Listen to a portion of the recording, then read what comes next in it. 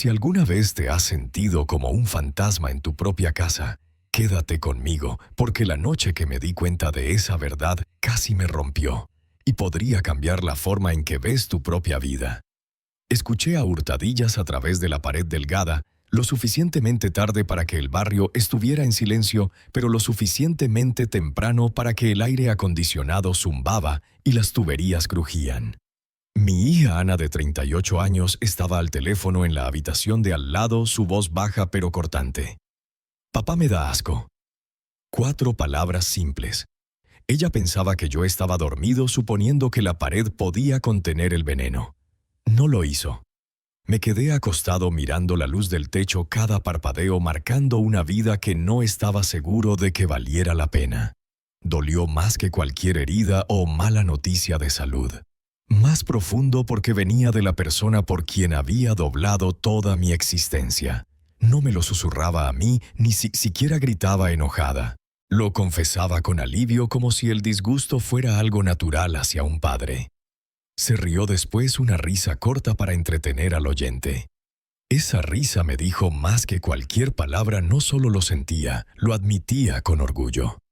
Mi nombre es José Morales. Tengo 75 años, agricultor jubilado de Oaxaca. Pasé décadas convirtiendo semillas y tierra en cosechas, sudando bajo el sol ardiente, soportando el frío helado, forzando mi cuerpo para que mis hijos tuvieran techo, comidas calientes, dientes derechos, vacaciones que nunca soñé de niño. Después de que su madre se fue, me convertí en padre y madre. Hacía tortillas los fines de semana, los llevaba a la cancha de fútbol, contaba cuentos para dormir con ojos que solo querían cerrarse. Renuncié a ropa nueva, camionetas nuevas, incluso a un sueño profundo para darles más de lo que yo tuve. Creía en las reglas antiguas: los hombres proveen, los hombres aguantan, los hombres no se quejan. Y lo amaba porque los amaba a ellos. Esa noche, acostado, recordé manitas pegajosas tirando de mi manga, crayones empujados en mi palma, susurros nocturnos de «No te vayas, papá». Imaginé al niño que se dormía en el asiento del pasajero de mi camioneta con la mejilla contra mi brazo. Ese niño se había ido reemplazado por una adulta que me veía como una carga, un mueble viejo en el que tropiezas. Mi pecho dolió de una manera que ningún doctor podía arreglar. La frase no solo magulló, se hundió repitiéndose como un azadón golpeando el mismo clavo. Un agricultor sabe que la tierra recuerda dónde es débil, dónde corren las vetas, dónde la presión la parte. Las familias son iguales. Las grietas estaban allí. La impaciencia cuando hablaba, los suspiros en la cena, las bromas sarcásticas sobre ser anticuado. Las ignoré porque quería creer en la niña que fue. Pero esa oración clavó el último clavo. No irrumpí en su habitación. No exigí respeto. Me quedé callado porque el silencio puede cortar más que un grito. A veces el silencio es el momento en que dejas de fingir. Al amanecer, mi decisión estaba tomada. Preparé café como siempre, puse pan en la mesa, y cuando Ana salió con su sudadera y shorts de gimnasio, auriculares listos, dijo: «Buenos días, papá», como si nada. Le di una taza y respondí firme: «Buenos días, hija». Mi voz no tenía ira, solo resolución. Preguntó cómo dormí. Como un tronco mentí. Sonrió.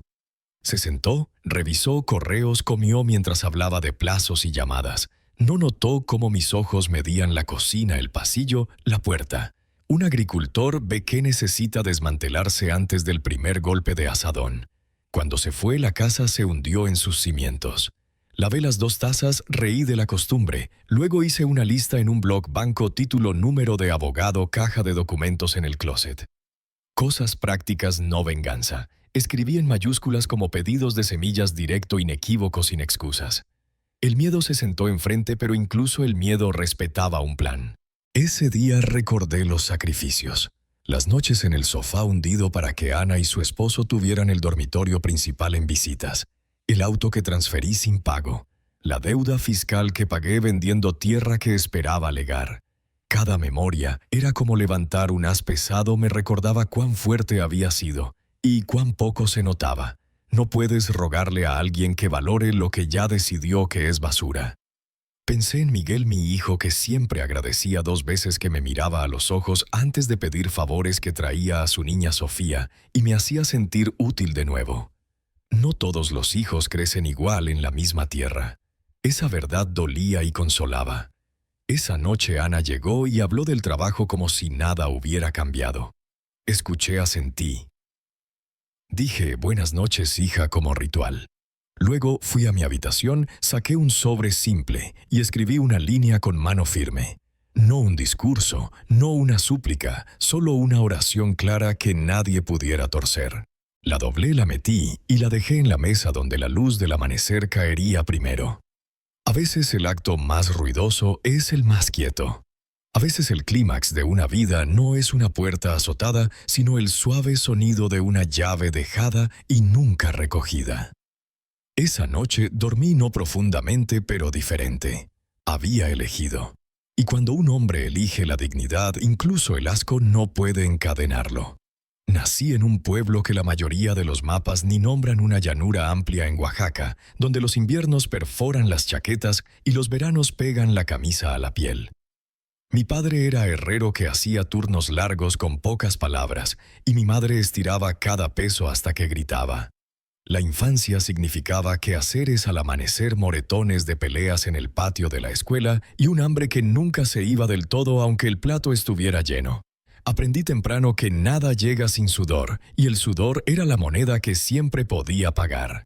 A los 14 ya estaba cavando tierra no con herramientas de juguete, sino con un azadón pesado de verdad que podía romper un nudillo si fallabas. Cargaba abono, empujaba carretas, manchaba mis manos con lodo.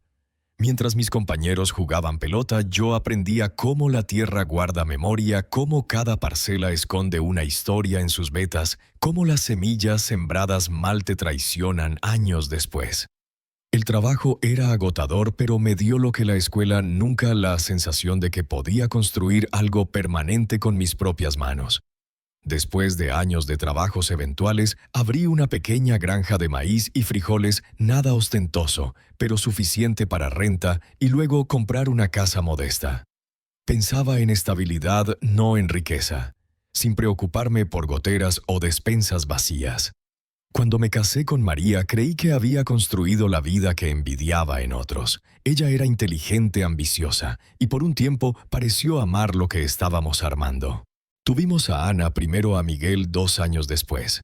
Recuerdo sostener a Ana en brazos, su cuerpo no más pesado que un saco de semillas, puños cerrados como lista para pelear con el mundo. Le prometí en silencio que nunca pasaría frío por las noches ni dudaría del cariño de su padre. Con Miguel fue diferente. Llegó más tranquilo, con ojos grandes, como estudiando todo alrededor. Entre ellos me sentía probado y completo. La vida, por supuesto, no se mantiene tan ordenada como la dibujas. El matrimonio se desgastó primero con grietas pequeñas, luego con silencios largos, hasta que un día María se fue sin mirar atrás. Dijo que quería más, aunque nunca definió qué era más. Dejó una niña de 5 años y un niño de 3, y a mí un hombre demasiado terco para llorar frente a ellos, pero no demasiado orgulloso para sollozar solo después de que durmieran. Desde ese día fui padre y madre. Preparaba almuerzos, cosía botones, esperaba en salas de pediatras, aplaudía en obras escolares, aunque las sillas cortaran la circulación en mis piernas. Manejaba la granja de día, los acostaba de noche y a veces me dormía en una silla con un libro de cuentos abierto. No era sacrificio para mí, era simplemente lo que el amor requería. Nunca quise que vieran mi cansancio. Quería que creyeran que su mundo era estable aunque el mío se inclinara. Hubo inviernos en que remendaba botas con cartón para que Ana se uniera a un equipo de voleibol viajero. Veranos arando hasta medianoche para que Miguel tomara clases de baile folclórico. Ellos nunca supieron de las cenas que salté o la ropa que remendé hasta que se rindió. Solo sabían que su padre estaba allí siempre aplaudiendo más fuerte, animando más tiempo, diciéndoles que podían ser cualquier cosa. Vi a Ana como portera polvorienta y orgullosa detrás de la red, su sonrisa tan ancha que parecía extenderse más allá de las cercas. Vi a Miguel girar en un traje brillante bajo luces calientes del escenario, sus ojos buscándome en la multitud hasta encontrarme, y luego brillando más. Esos momentos me impulsaban en cada turno largo, cada músculo adolorido. Creía que al construirles una infancia más firme que la mía, la llevarían como armadura en la adultez. Y tal vez ahí fui ingenuo. El amor sin límites puede convertirse en entitlement y el sacrificio sin reconocimiento puede confundirse con debilidad. Pero entonces no lo sabía. Entonces creía que cada noche sin dormir y cada trabajo extra era una inversión en gratitud, en respeto, en un lazo que nunca se rompería. Cuando Ana necesitaba un auto, firmé la transferencia. Cuando los impuestos mordieron, vendí un pedazo de tierra que ahorraba y escribí un cheque. Me decía que eso hacen los padres, que un día recordaría, que un día haría lo mismo por sus hijos. Ignoraba el tono que usaba, a veces el rodar de ojos, la impaciencia cuando contaba una historia por segunda vez. Me decía que estaba ocupada, joven, estresada. Quería creer que la niña con manos de mermelada aún vivía dentro de la adulta pegada a su teléfono. Sin embargo, mientras los años se acumulaban, noté cómo Miguel siempre decía gracias 2 veces, cómo se demoraba en los abrazos, cómo preguntaba si comía suficiente cuando visitaba. El contraste era agudo, pero lo difuminé en mi mente porque quería mantener el cuadro completo. Un agricultor sabe cómo apuntalar una pared inclinada, cómo parchear un agujero para que parezca que nunca se agrietó. Intenté eso con la familia también. Pero la familia no es tierra. No puedes lijar el resentimiento ni pintar sobre el desprecio. La estructura recuerda. Mirando atrás me doy cuenta de que las noches reparando cosechas ajenas eran más fáciles que las noches convenciendo a mí mismo de que mi hogar aún estaba en pie. Y tal vez por eso las palabras de Ana golpearon tan duro. No eran solo descuidadas, eran la verdad rompiendo la pintura. Eran la prueba de que en algún punto del camino todas las semillas que sembré en nuestro lazo se habían podrido y la unión se partió. Esa noche cuando dijo «papá me da asco» no fue el comienzo. Fue el eco de una grieta que empezó hace mucho. Y por mucho que doliera parte de mí, sabía que era hora de dejar de parchear y empezar a derribar. La verdad es que las palabras de Ana esa noche no salieron de la nada. Fueron el eco final de algo que había oído por años, una erosión lenta que elegí cubrir con esperanza. No notas un tractor desviándose de inmediato. Empieza con una pequeña vibración en la rueda, un mango que no cierra bien, una corriente sutil en un lugar que era hermético. Las familias se desplazan igual. Recuerdo la primera vez que me llamó viejo. Tenía 20 de regreso de la universidad para el fin de semana y descargábamos bolsas de la camioneta. Dejé caer un frasco de salsa, se rompió en el driveway. Sacudió la cabeza y rió. «Buen trabajo, viejo». Lo dijo ligero con una sonrisa y yo reí también, aunque algo dentro se encogió. Un año después no era broma.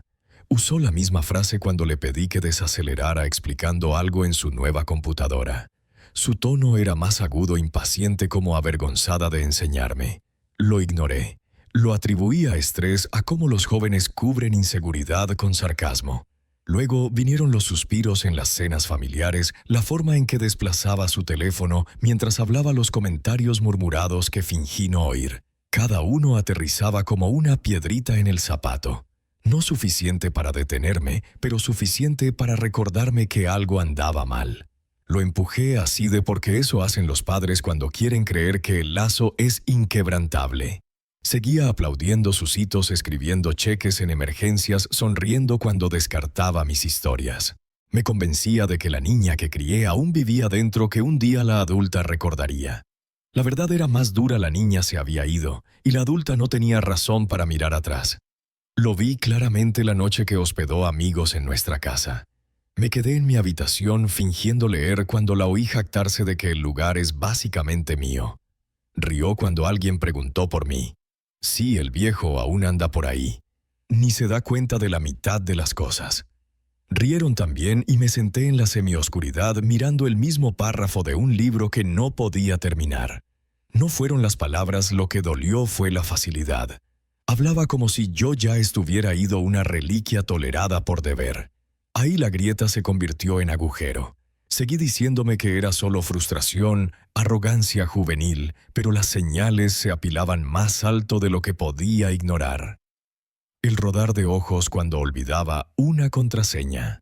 los aplausos sarcásticos cuando le daba consejo financiero, la forma en que me miraba a través cuando su esposo estaba cerca como si reconocerme demasiado pudiera manchar su imagen. Un agricultor puede sostener un poste inclinado solo por un tiempo antes de que la gravedad gane. Se me acababan las excusas. Por las noches yacía despierto mirando la luz recordando a la niña que suplicaba que no me fuera a trabajar. Esa memoria chocaba con la adulta que ahora suspiraba cuando entraba a la habitación. El contraste era insoportable. Me apoyaba en la bondad de Miguel, sus preguntas suaves, su gratitud. Él me mantenía cuerdo, me recordaba que no todos los hijos olvidan. Pero incluso su presencia no borraba el peso creciente del desprecio de Ana. Cada vez que me convencía de que lo imaginaba, llegaba otro comentario más agudo que el anterior. Y luego el golpe final. Papá me da asco. Esas 4 palabras no eran solo crueles, eran confirmación. El momento en que la estructura colapsó.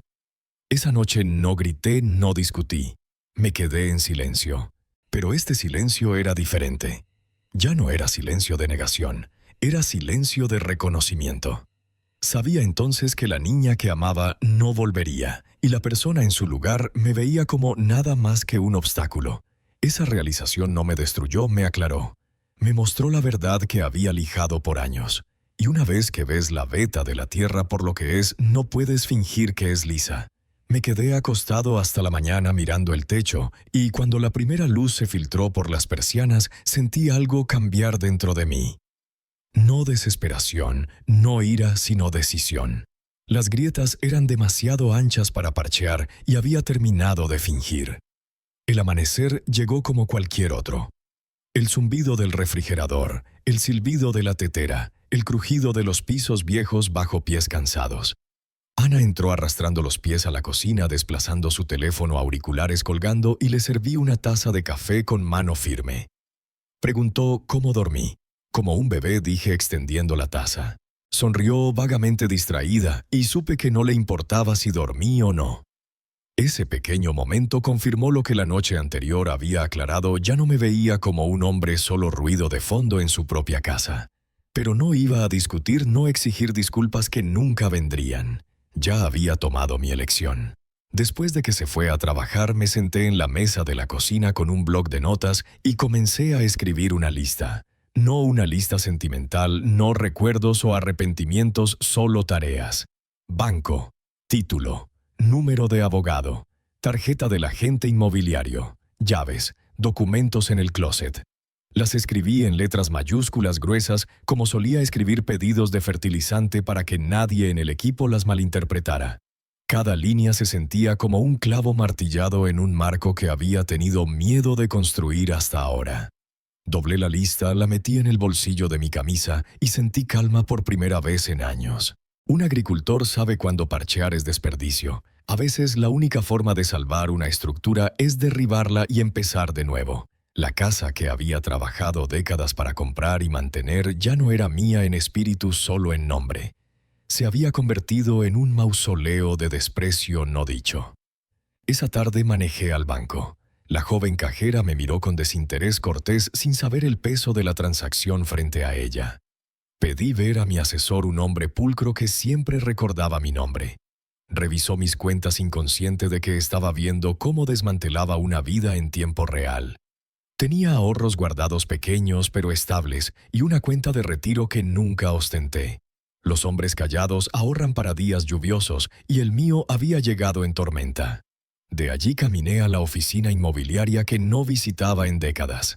El mismo letrero de latón colgaba sobre la puerta y detrás del escritorio se sentó un hombre ahora mayor pero de ojos agudos. Me recordó. José Morales hace mucho tiempo dijo. Le di la mano y le dije directo, quiero vender la casa. Lo más rápido posible. Trato limpio sin complicaciones. Preguntó si estaba seguro. Le dije que nunca lo había estado más. La propiedad estaba libre de deudas, sin hipoteca, sin gravámenes. Valía más de 20 millones de pesos. Levantó las cejas, quizás esperando una explicación, pero le di solo una línea. Necesito desaparecer. Asintió una vez y no dijo más.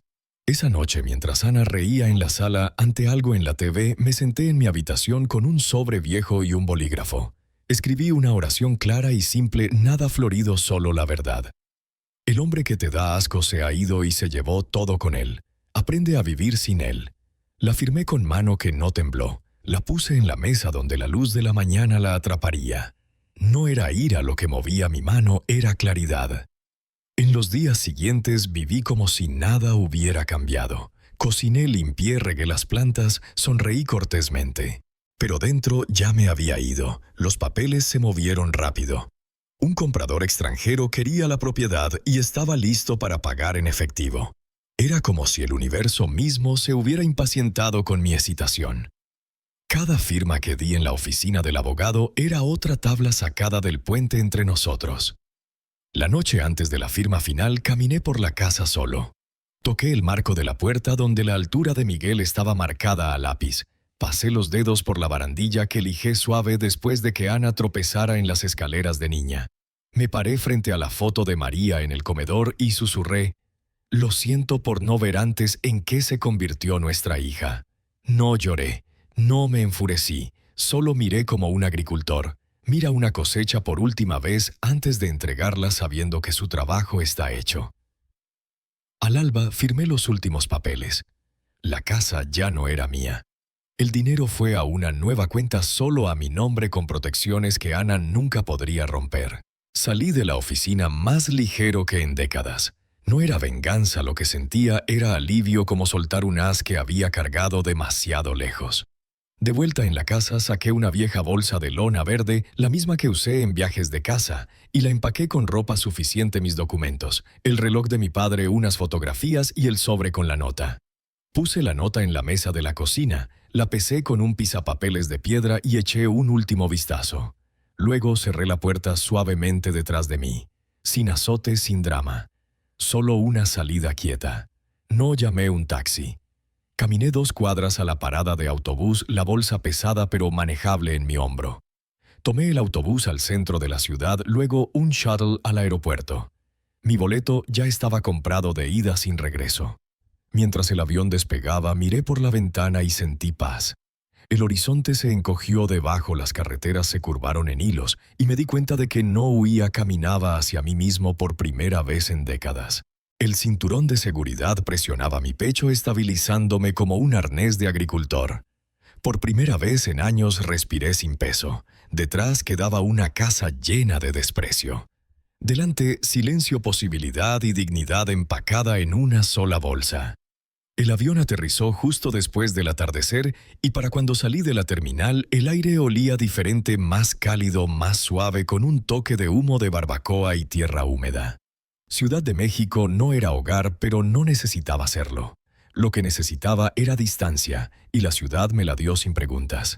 Tomé un taxi a una pensión modesta cerca del centro del tipo con escaleras chirriantes y papel tapiz descolorido, donde nadie preguntaba más que tu nombre y efectivo por una semana de renta. La habitación era pequeña, la cama dura, y la ventana daba a una pared de ladrillos, pero se sentía como libertad. Desempaqué la bolsa, ropa doblada, apretada, papeles en una carpeta, el reloj que me dejó mi padre, un par de fotografías antiguas y nada más. Deslicé el sobre de documentos legales bajo el colchón y me acosté en la cama escuchando los sonidos amortiguados de la ciudad. Por primera vez en décadas no sentí el peso de la expectativa presionando mi pecho. A la mañana siguiente me desperté antes del amanecer por hábito. Preparé café instantáneo en una pequeña placa caliente, me senté junto a la ventana y vi la primera luz trepar sobre los techos. La ciudad ya se movía, camiones de entrega retumbaban por la calle, un perro callejero ladraba a las sombras y una campana de iglesia sonaba en la distancia. Tomé un sorbo amargo y delgado, pero sabía a nuevo comienzo. En los días siguientes construí una rutina. Caminé por las calles sin destino, aprendiendo los ritmos de barrios desconocidos. Me detuve en puestos de esquina por café negro, asentí a los mismos vendedores hasta que comenzaron a asentir de vuelta. Vi a escolares con mochilas compitiendo hacia las paradas de autobús, oficinistas en trajes apresurándose con ojos fijos en teléfonos y músicos cargando estuches de guitarra hacia bares honky-tonk. donde la música se desbordaba incluso antes del mediodía. Me sentía invisible y visible al mismo tiempo, no me conocía nadie, pero en la quieta anonimidad encontré consuelo. En la pensión conocí a Raúl, un camionero jubilado con cojera y voz áspera por décadas de humos diésel. Se sentaba en el porche cada noche con una lata de cerveza y una historia de la carretera. Una noche me miró y dijo: «Pareces un hombre cargando más que una bolsa». No respondí al principio, pero eventualmente le conté pedazos sobre criar a 2 hijos, solo sobre sacrificios, sobre la hija que me veía como vidrio. No nombré a Ana, pero Raúl entendió de todos modos. Se recostó, tomó un sorbo largo y dijo: «Nadie tiene derecho a tratarte como basura, ni siquiera la sangre. A veces tienes que dejar el trabajo antes de que te entierre». Sus palabras no me curaron, pero me estabilizaron, como apuntalar un poste que había tambaleado demasiado tiempo. Una semana después, la dueña mencionó una casita de renta en las afueras. Barata, nada fancy, pero tranquila. Fui a verla. El lugar era una casa de un piso con tablillas pintura descascarada, un parche de pasto al frente y un porche con barandilla torcida. En el patio trasero, 2 postes viejos se inclinaban uno al otro con los restos de un columpio de cuerda colgando entre ellos. No era mucho, pero parado allí, imaginé mañanas con café en ese porche, tardes escuchando grillos, noches sin tensión radiando de la habitación vecina. Firmé un alquiler de 6 meses en el acto y pagué en efectivo. Mudarme tomó menos de 1 hora. Un camión rentado entregó un sofá de segunda mano, una mesa pequeña, un marco de cama y una estufa. Colgué cortinas yo mismo y parché la barandilla del porche con unas tablas que encontré en el cobertizo. No era lujo, pero era mío. Cada reparación que hacía, cada clavo que martillaba, se sentía como reclamar un pedazo de mí mismo. Los días se extendieron en semanas. Encontré un parque cercano donde caminaba cada mañana, a veces con Raúl, a veces solo. En el centro para ancianos local me uní a un grupo de damas y escuché a gente de mi edad intercambiar historias de abandono, pérdida y resiliencia. Un hombre me contó que sus hijos lo declararon muerto en papel para robar su pensión. Una mujer dijo que sus 5 hijos la dejaron en un asilo y nunca regresaron. Su dolor reflejaba el mío, y aunque dolía escuchar, me recordaba que no estaba solo. Una tarde el centro preguntó si compartiría mi historia. Me paré, manos firmes, voz clara, y les dije: «Vendí mi casa y desaparecí porque mi hija dijo que le daba asco. No me fui por rencor, me fui por respeto a mí mismo. Porque cuando alguien que amas decide que eres worthless, la única respuesta es probarles lo contrario viviendo». La habitación quedó en silencio, luego estallaron aplausos. Una mujer me abrazó al salir y susurró: «Gracias, dijiste lo que muchos sentimos pero no podemos admitir». Esa noche me senté en mi porche, el aire lleno del olor a hierba fresca cortada del patio del vecino, y por primera vez en años sentí algo cercano a la paz. La soledad estaba allí, sí, pero era una soledad elegida, no la forzada por el desprecio. Me di cuenta de que a veces la dignidad no es ruidosa o grandiosa. A veces es tan simple como despertar en una casa donde cada esquina te pertenece, donde cada clavo y tabla lleva tu toque, no el desdén de alguien más.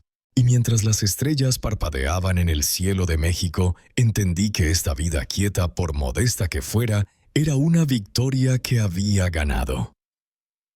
La paz nunca dura sin interrupciones.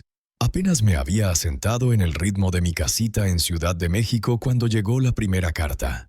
Era oficial, papel grueso del tipo que lleva peso incluso antes de abrirlo. Dentro era un aviso de intención. Ana estaba disputando la venta de mi casa alegando que no estaba en mi sano juicio cuando firmé.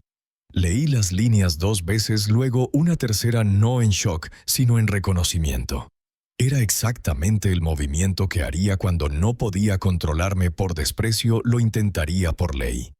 No me quería de vuelta, no realmente. Quería la casa, el dinero, la seguridad que había construido ladrillo por ladrillo, clavo por clavo, mientras ella se convencía de que se lo debía. Llamé a mi abogado, un hombre de ojos firmes que escuchó con atención, y luego deslicé sobre la mesa una carpeta que había preparado semanas antes. Dentro estaban documentos, un certificado médico confirmando mi salud y claridad mental firmado y sellado. Una grabación de video ante notario donde explicaba mi decisión con calma y voluntariamente. Y una declaración firmada diciendo que mis razones eran personales y finales. Había construido esta defensa de la misma forma que construía cercas paso a paso preciso sin margen para colapso. El abogado los revisó y sonrió ligeramente. Señor Morales no tiene caso. Presentó respuestas y por semanas los papeles fueron y vinieron argumentos hechos mociones denegadas. Nunca pisé la corte. No necesitaba. Mi preparación hablaba más alto que mi presencia. Al final, la disputa fue desestimada. La venta se mantuvo. El dinero era mío. El silencio de Ana después del fallo fue más pesado que cualquier palabra. Días después, mi teléfono sonó tarde en la noche. Su voz era inestable, desgastada, pero aún con ese filo de entitlement. «Papá, ¿por qué harías esto? Esa casa debía quedarse en la familia. Has perdido la cabeza. Lo has perdido todo». Sostuve el teléfono escuchándola torcer la verdad y finalmente dije: «No, Ana, no he perdido. He elegido». Colgué no en ira sino en finalidad. El silencio después fue más limpio que cualquier cosa que había oído en años. Las semanas se convirtieron en meses. Reparé mi porche, planté un pequeño jardín, me uní a vecinos para café. La vida era quieta, pero tenía estructura, un marco de dignidad que había construido para mí mismo. Entonces llegó palabra a través de Miguel. Ana había perdido su trabajo. Algo sobre irregularidades en cuentas, conflicto con colegas, una investigación. Ella lo negó todo, pero el resultado era el mismo: desempleada, humillada y desesperada. Miguel me dijo que no la había visto en semanas, solo recibía llamadas frenéticas pidiendo dinero. Él se negó. Sabía lo que yo sabía: darle algo ahora sería arrojarlo al fuego. Una tarde, mientras el sol caía detrás de los árboles, oí un golpe en mi puerta. La abrí y vi a Ana de pie en el porche, más delgada que antes, ojos enrojecidos, camisa arrugada. No avanzó hasta que asentí. «Papá, por favor, necesito ayuda, solo hasta que me ponga de pie». Su voz se quebró, pero había aprendido que las quiebras en su voz no significaban verdad, significaban estrategia. La dejé hablar. Me contó sobre perder el trabajo, sobre facturas acumulándose, sobre amigos que ya no respondían llamadas. Luego dijo la línea que esperaba: «Me lo debes, después de todo me lo debes». La miré a la niña que una vez cargué en hombros, a la adulta que ahora estaba como extraña. «No te debo nada, Ana. Te di todo, ya más de lo que guardé para mí. Lo que has perdido ahora no es mío para reemplazar». Su mandíbula se apretó. Maldijo en voz baja, luego suplicó de nuevo, cambiando tonos como engranajes moliendo en un motor fallando. Sacudí la cabeza lentamente. «Dijiste que te daba asco. ¿Recuerdas? No fue un desliz. Era la verdad que cargabas. Y ahora vienes pidiendo ayuda a un hombre que desprecias. No lo haré. No porque no ame a la niña que fuiste, sino porque la adulta que te has convertido necesita aprender qué significa pararse sola». Me miró, ojos húmedos, luego se dio vuelta sin otra palabra y bajó los escalones. Cerré la puerta suavemente, apoyándome en ella por un momento. Mis manos temblaron, no de miedo, sino de certeza. Había elegido mi dignidad una vez y no la cambiaría por piedad. Esa noche me senté en mi mesa y escribí en mi diario: «El respeto no se recupera rescatando a quienes lo tiran. Se protege rechazando ser usado». Días después llegó otra carta, esta vez de Ana misma, escrita a mano desordenada. «No sé qué crees que has ganado. Has destruido esta familia. Encontraré una forma de recuperar lo que es mío». La leí una vez y la quemé en el patio trasero, el humo subiendo al cielo de la tarde. No era rabia, era liberación. Vi las cenizas dispersarse y me sentí más ligero. Mi batalla ya no era con ella. Era conmigo mismo para resistir la tentación de seguir cargando lo que nunca fue mío para sostener. Fue Miguel quien me encontró, no por casualidad, sino por persistencia. Una tarde el teléfono sonó y casi no respondí. Cuando lo hice, su voz vino temblorosa pero determinada. «Papá, soy yo. He estado tratando de rastrearte. Por favor, no cuelgues». Mi pecho se apretó, pero me quedé callado hasta que agregó: «Solo necesito verte. Necesito decirte algunas cosas en persona». Una semana después estaba en mi porche viendo un taxi llegar. Miguel salió primero, cabello recogido, ojos ya brillando con lágrimas no derramadas. A su lado estaba una niña sosteniendo una pelota de voleibol, tímida pero curiosa. Sofía, mi nieta. No la había visto en años, no desde que era una toddler. Me miró con ojos grandes, luego susurró: «¿Eres realmente mi abuelo?». Mi garganta se cerró, pero logré arrodillarme y decir: «Sí, mija, soy tu abuelo». Asintió, se acercó y sin dudar me abrazó con brazos fieros y honestos del tipo que solo dan los niños. En ese momento un agujero en mi corazón que pensé nunca se cerraría se sintió cosido, aunque brevemente. Dentro de la casa, Miguel desempacó una bolsa de pasteles y una caja de fotografías antiguas. Nos sentamos en la mesa hojeando imágenes de cumpleaños, obras escolares, viajes de pesca que casi había olvidado. Confesó cosas que sospechaba desde hace tiempo. «Papá sabía que Ana te estaba aprovechando. Lo vi. La forma en que te hablaba, la forma en que te usaba. No dije nada porque pensé que lo sabías y porque me dijo que no interfiriera. Lo lamento». Sus ojos se llenaron de lágrimas, pero alcancé a través de la mesa y apreté su mano. «Estabas protegiendo tu propia paz. No cargues culpa que no es tuya». Me contó cómo Ana había espiralado después de perder el trabajo, cómo trató de convencer a parientes de que la había abandonado injustamente, cómo tenía rabietas cuando nadie le creía. Sacudió la cabeza. «No es la hermana con la que crecí. Está enojada con el mundo y se niega a verse en el espejo. Pero Sofía sigue preguntando por ti. Por eso vine». Miré a la niña sentada con piernas cruzadas en el piso, hojeando una foto mía sosteniendo a Ana de bebé. Levantó la vista. «¿Por qué no vives con nosotros, abuelo?». Tragué saliva, luego respondí con cuidado: «A veces los adultos necesitan encontrar su propio lugar. Este es el mío ahora. ¿Te gusta?». Asintió sonriendo tímidamente. Desde ese día los sábados se volvieron sagrados. Miguel y Sofía manejaban a través de la ciudad con comida casera, historias de su semana y risas que llenaban la casa. Sofía traía dibujos de la escuela, su favorito era uno de nosotros sentados en una hamaca bebiendo café, su idea de adultez. Jugábamos cartas, pateábamos una pelota en el patio y a veces solo nos sentábamos en el porche mientras los grillos cantaban. Cada visita curaba algo que no había realized, estaba aún crudo. La alegría simple de Sofía me recordaba que el amor no tiene que ser complicado. La presencia de Miguel me daba consuelo, prueba de que no todos los hijos olvidan. Comencé a enseñar a Sofía pequeñas cosas, cómo lijar un pedazo de madera suave, cómo medir 2 veces antes de cortar, cómo escuchar el ritmo de un golpe de martillo. Me observaba con atención repitiendo mis movimientos orgullosa cada vez que lo hacía bien. «Eres buena en esto», le dije, y sonrió radiante. Con Miguel hablaba honestamente sobre el pasado. Una noche después de que Sofía se durmió en el sofá, preguntó suavemente: «¿Crees que fallaste con Ana?». Miré la luz de la lámpara parpadeando contra la pared. No sé, tal vez di demasiado. Tal vez confundí amor con permiso. Pero sé esto: fracaso sería quedarme en un lugar donde me desprecian. Irme no fue fracaso, fue supervivencia. Asintió lentamente, secándose los ojos. «Te admiro, papá, más ahora que nunca». Esas palabras me calentaron de formas que no esperaba. Confirmaron lo que había comenzado a creer, que elegir dignidad no era solo para mí, era también una lección para él y para Sofía. Un sábado Sofía tiró de mi manga y preguntó: «Abuelo, ¿seguirás aquí cuando crezca?». Me miró su inocencia perforante y dije: «Tanto como pueda, mija.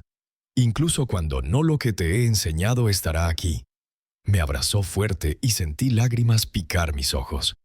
Esa noche, después de que se fueron, me senté en el porche bajo las estrellas. El aire era más fresco, los grillos constantes, y por primera vez desde que dejé Oaxaca sentí un futuro abriéndose en lugar de cerrándose. Mi pasado estaba marcado, sí, pero a través de la lealtad de Miguel y el amor de Sofía, había encontrado algo mejor que reconciliación con Ana. Había encontrado continuidad, una razón para seguir viviendo plenamente. Me serví una taza de café, me recosté y pensé a veces, la familia no se trata de quién pierdes, se trata de quién se queda.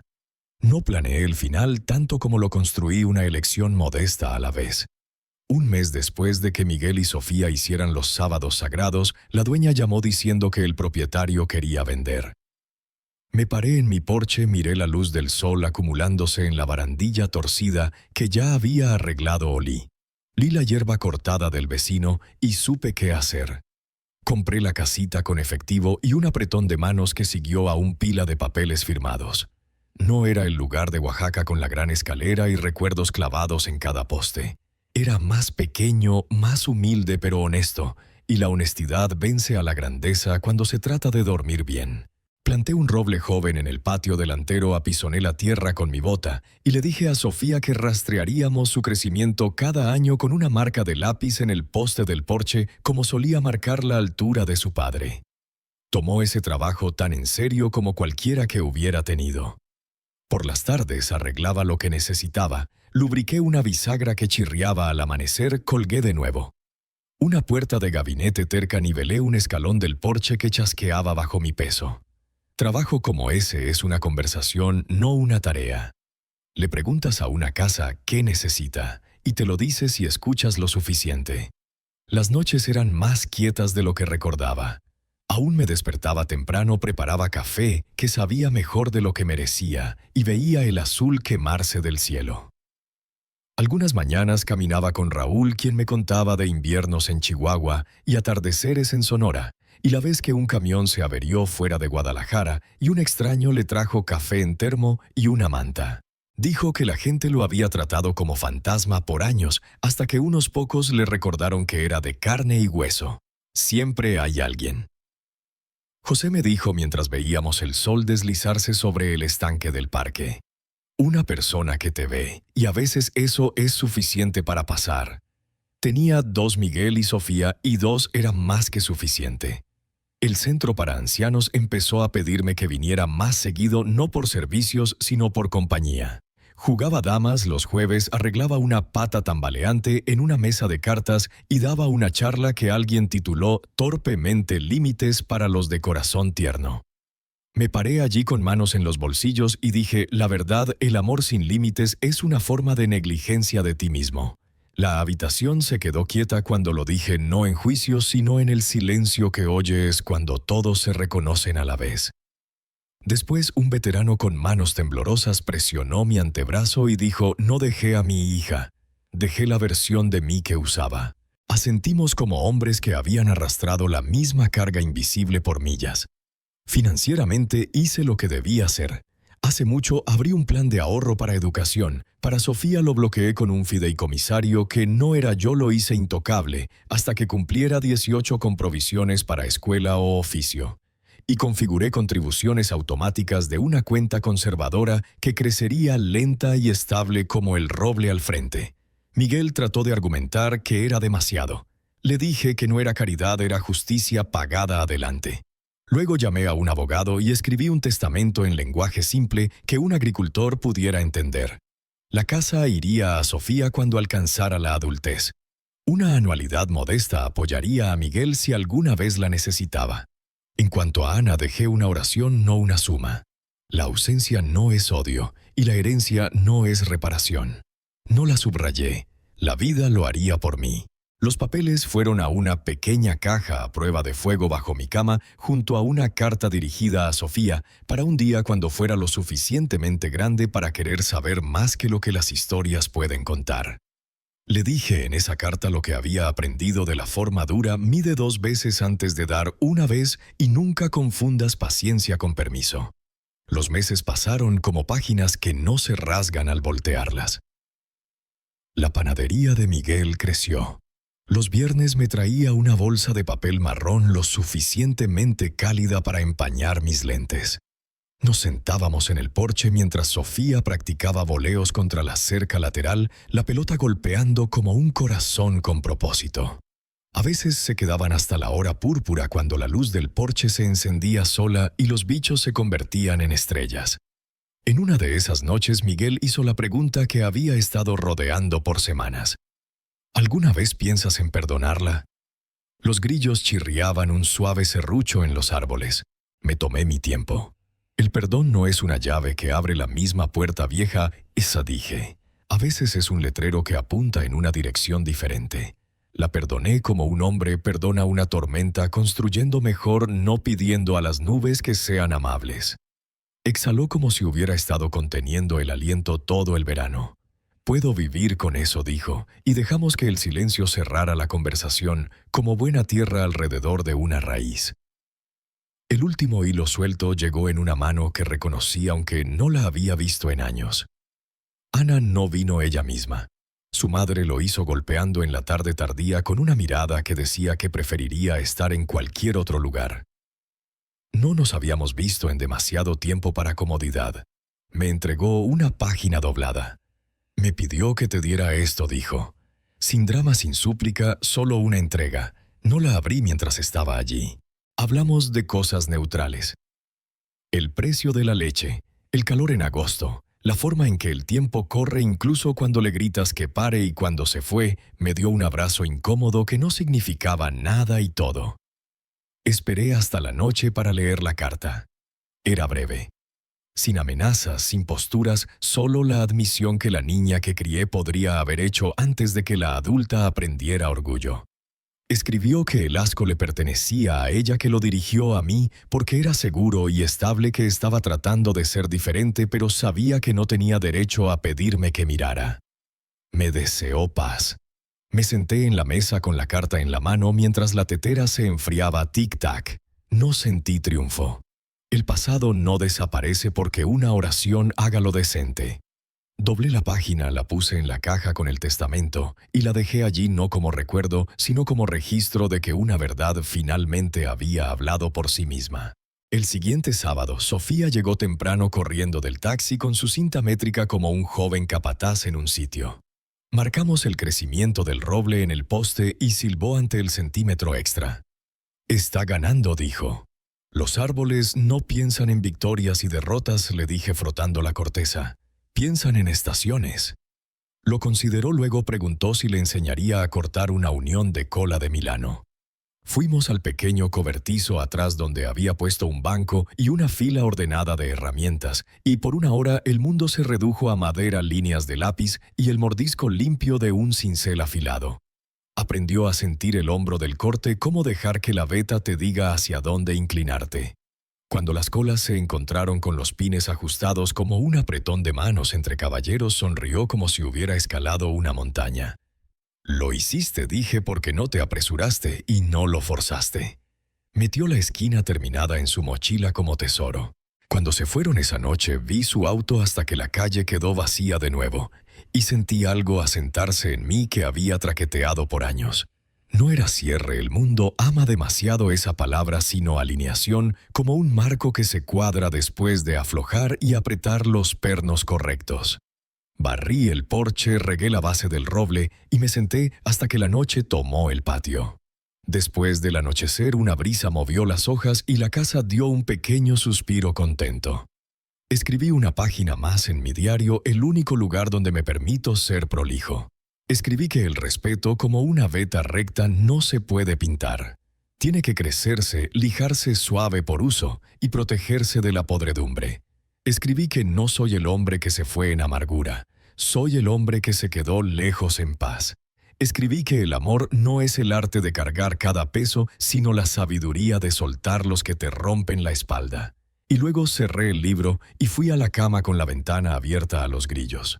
En los años que la gente llama crepúsculo, las mañanas aún llegan brillantes y sin disculpas. Me despierto sin temor. Hago café sin contar las tazas. Arreglo lo que se rompe y dejo lo que aguanta. Cuando un vecino necesita una mano, traigo un asadón y no me quedo por gracias. Cuando el centro pregunta, hablo de dignidad como otros hombres hablan de pesca, dónde encontrarla, cómo mantenerla, qué no hacer cuando la línea se tensa. En los días mejores, Sofía pedalea su bici y comemos mitades de sándwich en los escalones mientras me cuenta de la escuela y finjo no notar cuando prueba una maldición como lo hacen los niños con la persona más suave en su mundo. He dejado de esperar disculpas que no me rehagan. He dejado de defender decisiones que me salvaron. La casa que perdí me enseñó que no es un hogar. La casa que poseo me recuerda qué es. Si hay alguna sabiduría digna de pasar, es simple y antigua, y tallada en mis huesos mide tu valor de adentro hacia afuera. Dino antes de que tu sí se convierta en herida, y si alguien que amas insiste en verte como menos, el acto más misericordioso para ambos puede ser salir del marco. Un agricultor sabe la diferencia entre un poste que se puede reforzar y uno que debe reemplazarse. Elegí reemplazo y vivo con la quietud que esa elección construyó. El roble me sobrevivirá. Las uniones que Sofía aprendió aguantarán mucho después de que mis manos olviden su fuerza. El gracias papá de Miguel siempre vendrá 2 veces. En algún lugar, Ana quizás se convierta en la persona que escribió esa carta breve en lugar de la que necesitaba hacerlo. Si lo presencio o no, no es la bisagra en la que mi puerta ahora gira. Si estás leyendo esto porque estás parado donde yo estuve una vez, callos en las palmas por sostener una vida que te corta. Escucha esto de un viejo terco que creía que la resistencia era la única virtud. La dignidad no es abandono, y la distancia puede ser devoción a la persona por quien eres responsable primero. A veces el amor más valiente que un padre puede mostrar es el amor que suelta. La lección aquí es que el respeto propio exige límites incluso con la familia. Dar sin fin puede erosionar tu valor, pero elegir irse lo reconstruye más fuerte. El mensaje: honra a ti mismo primero, ya que el amor verdadero incluye saber cuándo soltar lo que te daña.